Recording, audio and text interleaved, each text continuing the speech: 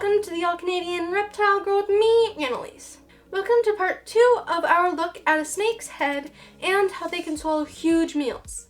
In the last video, I talked about snake skulls and jaws and how they have evolved to allow them to open their mouth really wide. If you haven't watched that yet, it's up here and in the description below. An incredibly flexible skull is only one part of how snakes can swallow food, several times bigger than the size of their head. Today, we will be talking about other adaptations that make a snake's adorable face so amazing and apparently so stubborn.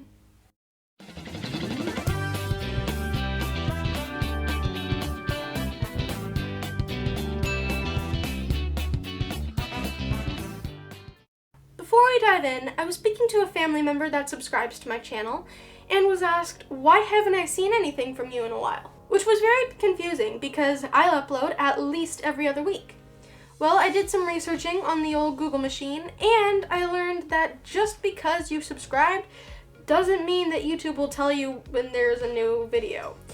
Sometimes the algorithm just decides not to show your subscribers anything from you for months. But you can get around this by hitting that bell icon down there, so if you are a returning subscriber, make sure you click that bell. If you haven't yet subscribed and you like what you see, why not hit both? Okay, back to snaky stuff.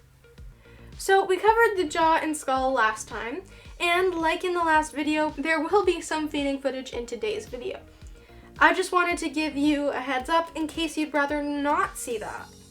Now that that's out of the way, let's start with the skin. It needs to be stretchy, or else it doesn't matter how wide the bones allow the skeletal jaw to open, the skull will keep everything wrapped up tight.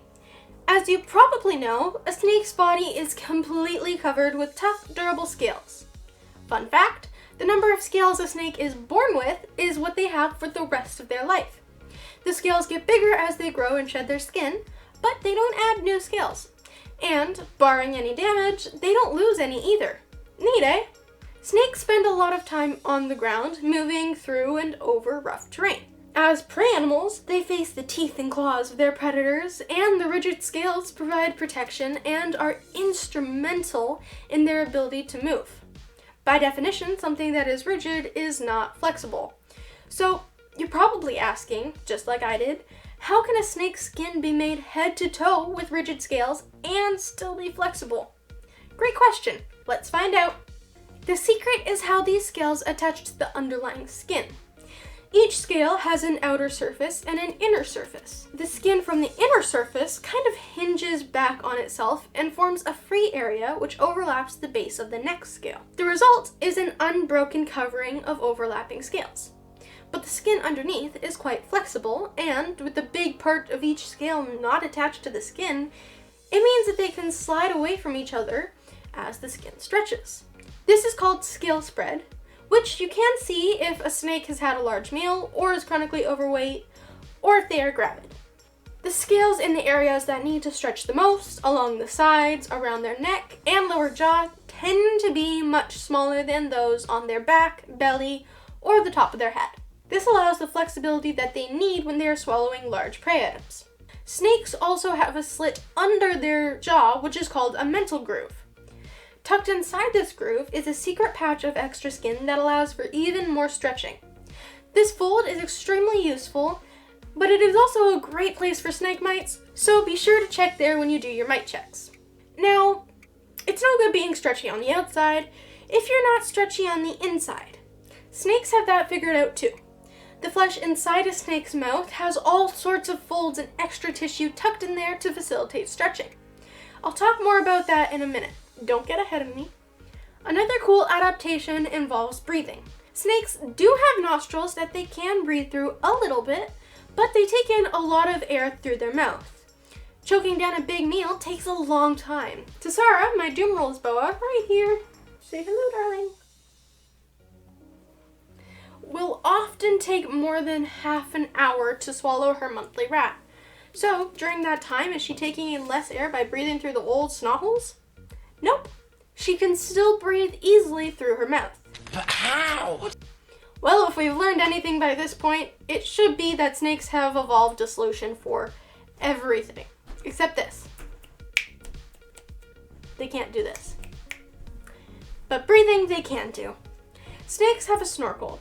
This is called the glottis, and it is a tube-like structure on the bottom of their mouth, just above the tongue sheath.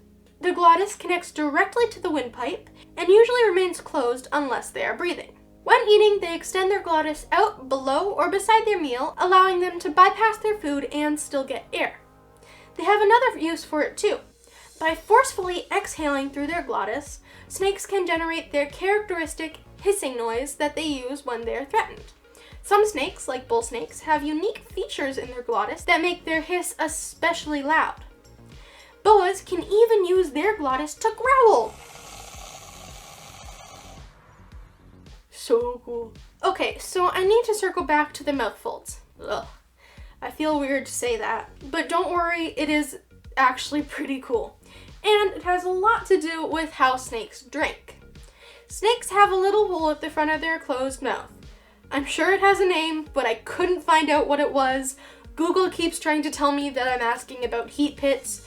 If you happen to know, please let me know in the comments. In any case, the sole purpose of this face hole is to give them an adorable kissy face. Okay, that's not entirely true. A little bit true, but not entirely. It is there so that they can flick their tongue in and out to smell their environment without having to open their mouth.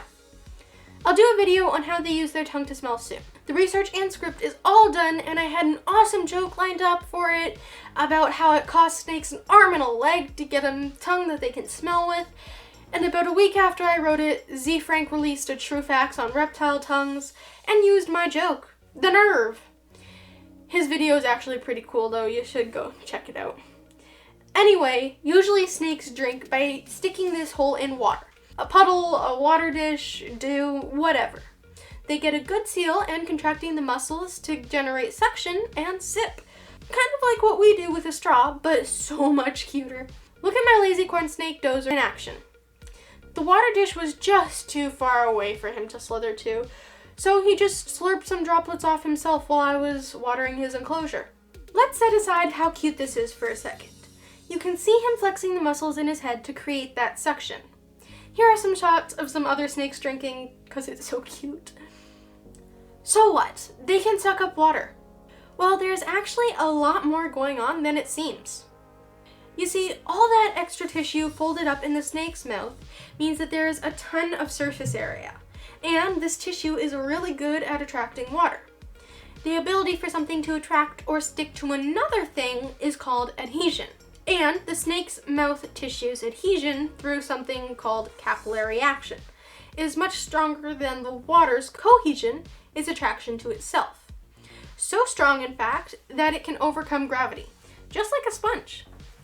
They don't really need to use the suction, they could just open up their mouth and soak up the water. The evolution to swallow huge food items has also created this incredible spongy mouth that helps them drink. This is called an exaptation, which is a trait evolved for one purpose, but ends up being useful for something else. Neat, right? There's a cool video on SciShow specifically about the whole sponge mouth deal. I suggest you check it out for more detail. When you watch a snake eat for the first time, it looks almost impossible. Understand how they can make that happen doesn't make it any less fascinating. I hope you enjoyed learning about snakes' incredible adaptations. Please don't forget to check out my other videos, follow me on Instagram and Facebook where I post pictures of my reptiles like Dozer and Sarah daily.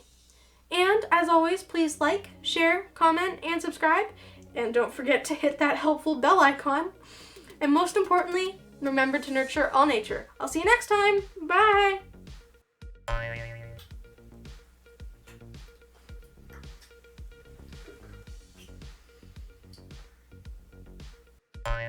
Nope. She can still breathe easily through her mouth. Can you breathe easily with her tail around your neck?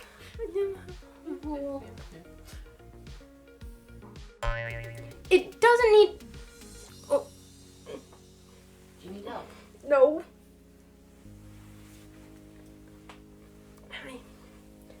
It would be great if you would just... It would be great if she could just fit in my pocket. I think we're past that. Oh, really? Anything from you for months.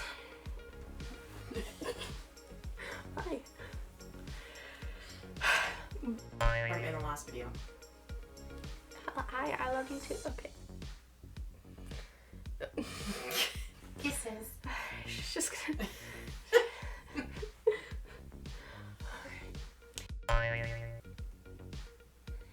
What is it with her and my face today? The secret is.